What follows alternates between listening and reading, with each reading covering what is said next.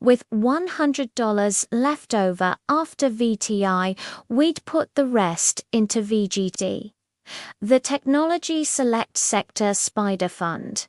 This gives us exposure to some of the biggest names in tech. Companies like Apple, Microsoft, Nvidia, Amazon, and Meta, and VGT has been a game changer for our portfolio.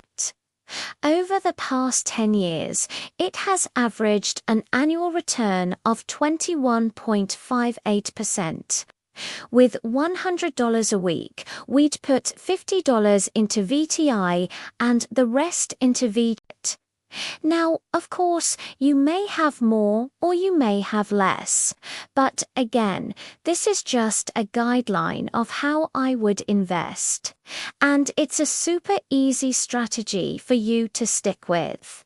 You can buy VTI and VGT on any brokerage like Schwab, Fidelity, Robinhood. They're both low-cost ETFs with expense ratios under 0.1%. So nearly all of your money is invested and not eaten up by fees. If I could only invest $100 a week in the stock market, here's exactly how I would do it. I would invest $50 into VTI, the Vanguard Total Stock Market Index Fund. I'd invest $30 into VGT, the Vanguard Information Technology ETF, and along with VTI and VTSAX, we also invest in VGT. And if we only had $100 a week to invest, we'd put $30 into VGT.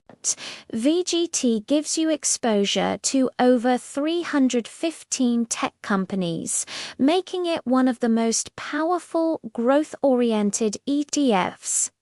Its top holdings include heavyweights like Nvidia, Microsoft, Apple, Broadcom, and Oracle. The fund's expense ratio is 0.09%, which is still low for a sector ETF, and it focuses heavily on areas driving innovation today. So semiconductors at 31.6%, system software is at 22%, and application software at 14.8%. And here is why we love VGT. Over the past decade, VGT has delivered an average annual return of nearly 21.6%. Even in the past year alone, it's returned more than 22%.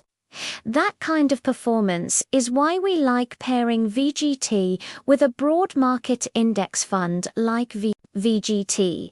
Adds extra growth potential that can accelerate your FIRE timeline.